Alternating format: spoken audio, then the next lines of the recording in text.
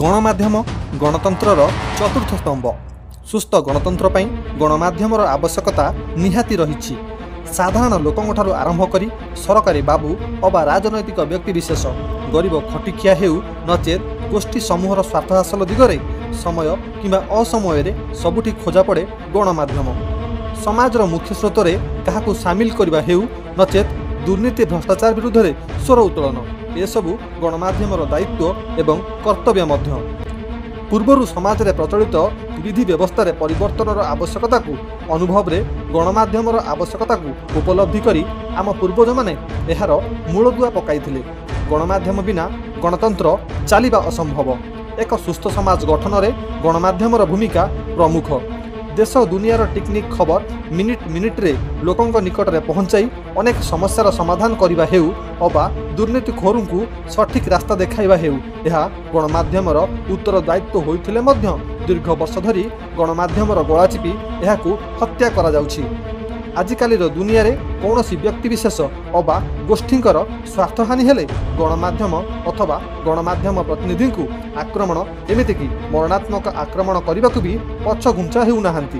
देखो एथरे मूल कथा होची गोटे मुद्रित गणमाध्यम हो किंबा वैद्युतिक गणमाध्यम हो तार प्रतिनिधि बा साम्बादिक जे कोनोसी खबर प्रकाश करे जदि कोनोसी खबर से खबरटी जदि कौनसी असाधु व्यवसायी असाधु राजनेता असाधु ठिकादार किंबा असाधु प्रशासनिक अधिकारी मानकर विरुद्ध में जाए तेरे गोटे प्रतिक्रिया स्वरूप विभिन्न समय ये माने ओडुआ रे पड़िबा भୟରେ सांबादिकर कंठरोध करने को चेष्टा करती एवं कंठरोध किभଳି भाବରେ करती कौन असामाजिक लोक को लगे करी गुंडा श्रेणी लोक को लगे करी कि निजे मध्य अनेक स्थल सांबादिक को आक्रमण करती।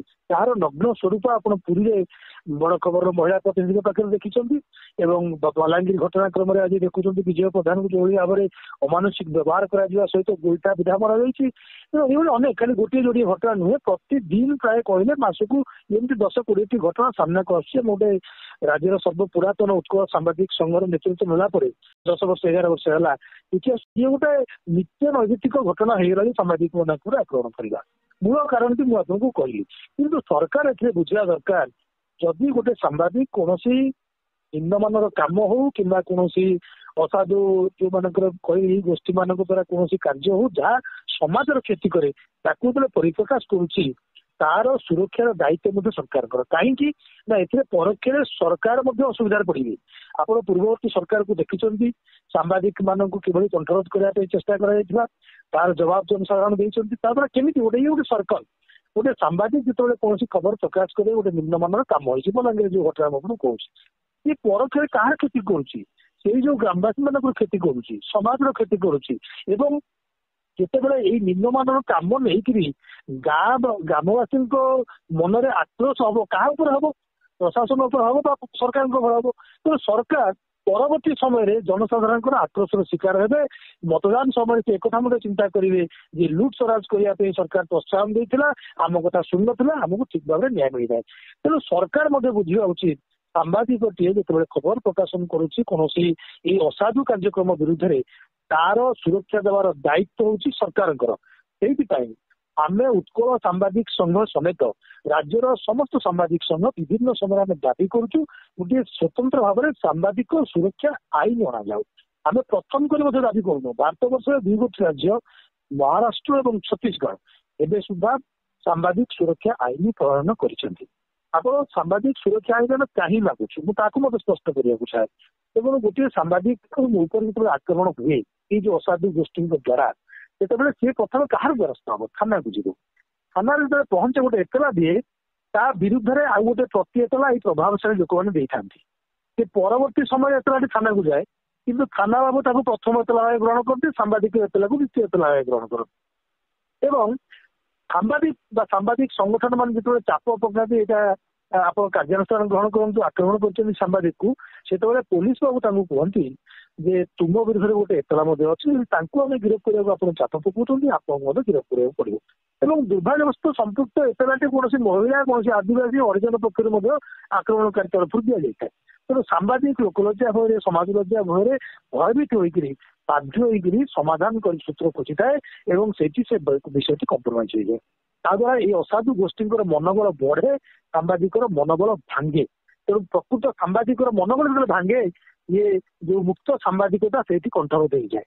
ତେଣୁ ଏପରି ସ୍ଥଳେ ଆମେ କହୁଛୁ ଯେ ଗୋଟେ ନିର୍ଦ୍ଦିଷ୍ଟ ସାମ୍ବାଦିକ ସୁରକ୍ଷା ଆଇନ ଅଣାଯାଉ, ଯୋଉଥିରେ କାର୍ଯ୍ୟରତ ସାମ୍ବାଦିକ ଯେତେବେଳେ ସାମ୍ବାଦିକତା ବୃତ୍ତି ନିର୍ବାହ କରୁଥିବା ସମୟରେ ଆକ୍ରମଣର ଶିକାର ହଉଛି, ସେତେବେଳେ କିଏ ଯେତେବେଳେ ଏତଲାଟି ଦଉଛି ତା ବିରୁଦ୍ଧରେ ଗୋଟେ ପ୍ରତି ଏତଲାକୁ ଆପଣ ରଖନ୍ତୁ, କିନ୍ତୁ ରେଷ୍ଟ୍ରି କରନ୍ତୁ ନାହିଁ, ତାକୁ ପଞ୍ଜୀକୃତ କରନ୍ତୁ ନାହିଁ। ଯେତେବେଳେ ଆର ଅନୁସନ୍ଧାନ କରାନଯିବା ପର୍ଯ୍ୟନ୍ତ କାହା ବିରୁଦ୍ଧରେ କୌଣସି ପଞ୍ଜୀକୃତ ନ କରାଯାଉ ଏବଂ ଅନୁସନ୍ଧାନ କରିବାର ଦାୟିତ୍ୱଟି ମଧ୍ୟ ସ୍ଥାନୀୟ ଥାନା ଅଧିକାରୀକୁ ନ ଦିଆଯାଉ। କାରଣ ଏଇ ଯୋଉ ଗୋଷ୍ଠୀ ବିଭିନ୍ନ ସମୟରେ ସ୍ଥାନୀୟ ସ୍ତରରେ ଆକ୍ରମଣ କରିଥାନ୍ତି, ଏମାନଙ୍କର ପ୍ରଭାବ ବି ଥାନା ଉପରେ ଥାଏ, ସ୍ଥାନୀୟ ଥାନା ଉପରେ। ତେଣୁ ଆମେ କହୁଛୁ ଉପଖଣ୍ଡ ସ୍ତରୀୟ କିମ୍ବା ଜିଲ୍ଲା ସ୍ତରୀୟ ପୋଲିସ ଅଧିକାରୀ ଦ୍ୱାରା ଏହାକୁ ତଦନ୍ତ ପରିସରଭୁକ୍ତ କରାଯାଉ। ଯେତେବେଳେ ସାମ୍ବାଦିକ ବିରୁଦ୍ଧରେ ଆକ୍ରମଣକାରୀର ଅପରାଧ ପ୍ରମାଣିତ ହୁଏ, ତାକୁ ଦୃଢ କାର୍ଯ୍ୟାନୁଷ୍ଠାନ ତା ବିରୁଦ୍ଧରେ ଗ୍ରହଣ କରାଯାଉ, ଉପଯୁକ୍ତ ଜେଲ୍ ବା ଜୋରିମାନାର ବ୍ୟବସ୍ଥା ରଖାଯାଉ। ତା ଦ୍ୱାରା ଆକ୍ରମଣକାରୀ ଭୟଭୀତ ହେବେ, ସମାଜକୁ ଗୋଟେ ବାର୍ତ୍ତା ଯିବ ଯେ ନାଇଁ, ସାମ୍ବାଦିକର କଣ୍ଠରୋଧ କରିବାକୁ ଚେଷ୍ଟା କଲେ ସରକାର ଦୃଢ ଭାବରେ ତାଙ୍କ ଠିଆ ହେଇଛନ୍ତି, ତାଙ୍କ ପାଖରେ ଆଇନ ଠିଆ ହେଇଛି, ଆଇନର ଆୟୁଧ ଜରିଆରେ ଆମେ ଅସୁବିଧାରେ ପଡିବୁ। ଏ ଭୟ ସୃଷ୍ଟି ହେଲେ କଣ୍ଠ ରୋଧରୁ ଆକ୍ରମଣକାରୀ ମାନେ ଦୂରେଇ ରହିବେ ଏବଂ ମୁକ୍ତ ସାମ୍ବାଦିକତାକୁ ପ୍ରୋତ୍ସାହନ ମିଳିବ। ଇଏ ହଉଛି ଆମର ସାମ୍ବାଦିକ ସୁରକ୍ଷା ଆଇନ ଲାଗୁ କରିବାର ଆମେ ସରକାରଙ୍କ ପାଖରେ ଏଇଥିପାଇଁ ଦାବି କରୁଛୁ। ମୁଁ ଭାବୁଛି ସେଇ ଆଇନ ଯଦି ଲାଗୁ ହୁଏ ଏବଂ ଦୃଷ୍ଟାନ୍ତମୂଳକ କାର୍ଯ୍ୟାନୁଷ୍ଠାନ ଗୋଟିଏ ଯୋଡିଏ ଜାଗାରେ ନେଇ ନିଆଯାଏ, ତାହେଲେ ଏଇ ଯୋଉ କ୍ରମାଗତ ଘଟଣା ଘଟୁଛି ସାମ୍ବାଦିକ ବିରୁଦ୍ଧରେ, ଏହାର ପୁନରାବୃତ୍ତି ହେବା ହେଇପାରେ। ଅପରାଧୀ ସବୁବେଳେ ଅପରାଧ କରିଥାଏ, କିନ୍ତୁ ତାର ଘଟଣାକ୍ରମ କମିଯିବ। ଏତେ ବହୁଳ ସଂଖ୍ୟାରେ ଯୋଉ ଘଟଣା ଆସୁଛି, ଭୟ ସୃଷ୍ଟି ହବ ଏବଂ ଏତେ ଘଟଣା ଆସିବ ନାହିଁ। ଦୁନିଆର ଭିଡ଼ରେ ସାମ୍ବାଦିକତା ଆଜି ସବୁଠାରୁ ପ୍ରଥମ ସ୍ଥାନରେ ଥିଲେ ମଧ୍ୟ ଅନେକ ସୁବିଧାବାଦୀ ଏବଂ ସ୍ୱାର୍ଥବାଦୀ ଗୋଷ୍ଠୀଙ୍କ ଗଣମାଧ୍ୟମର କଣ୍ଠରୋଧ ପାଇଁ ଧୀରେ ଧୀରେ ସମାଜରୁ ସାମ୍ବାଦିକତା ମରି ମରି ଯାଉଛି।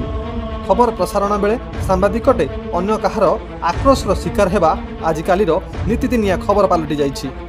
କେଉଁଠି ସାମ୍ବାଦିକଙ୍କ ବୁମ୍ ଛଡ଼ା ଯାଉଛି, କେଉଁଠି କ୍ୟାମେରା ଭଙ୍ଗା ଯାଉଛି, ତ ଅନ୍ୟ କେଉଁଠି ସାମ୍ବାଦିକଙ୍କୁ ଧକ୍କା ମାରିବା ନଚେତ୍ ଗୁଣ୍ଡା ଲଗାଇ ସାମ୍ବାଦିକଙ୍କୁ ଜୀବନରୁ ମାରିବାକୁ ପ୍ରୟାସ କରାଯାଉଛି। ସାମ୍ବାଦିକତାର କୌଣସି ଜାତି, ଧର୍ମ, ଲିଙ୍ଗ ନଥିଲେ ମଧ୍ୟ ଅନେକ ଅମଣିଷ ମହିଳା ପୁରୁଷଙ୍କ ମଧ୍ୟରେ ଫରକ ଚିନ୍ତା କରୁନାହାନ୍ତି। କାହିଁକି ସାମ୍ବାଦିକଙ୍କ ଉପରେ ରାଗ? କାହିଁକି ସାମ୍ବାଦିକଟିଏ ହେବ ଆକ୍ରୋଶର ଶିକାର? କାହିଁକି ସାମ୍ବାଦିକତାର ମୂଲ୍ୟବୋଧ ବୁଝିବାକୁ ଅକ୍ଷମ ଏ ସମାଜ? କାହିଁକି ହେଉଛି ଗଣମାଧ୍ୟମର ହତ୍ୟା? କ'ଣ ଗଣମାଧ୍ୟମ ଲୋକଙ୍କର ଅଲୋଡ଼ା? ଯଦି ହଁ, ତେବେ ଅସମୟରେ ଗଣମାଧ୍ୟମକୁ ଖୋଜା ପଡ଼େ କ'ଣ ପାଇଁ? Bureau report, cover Odisha.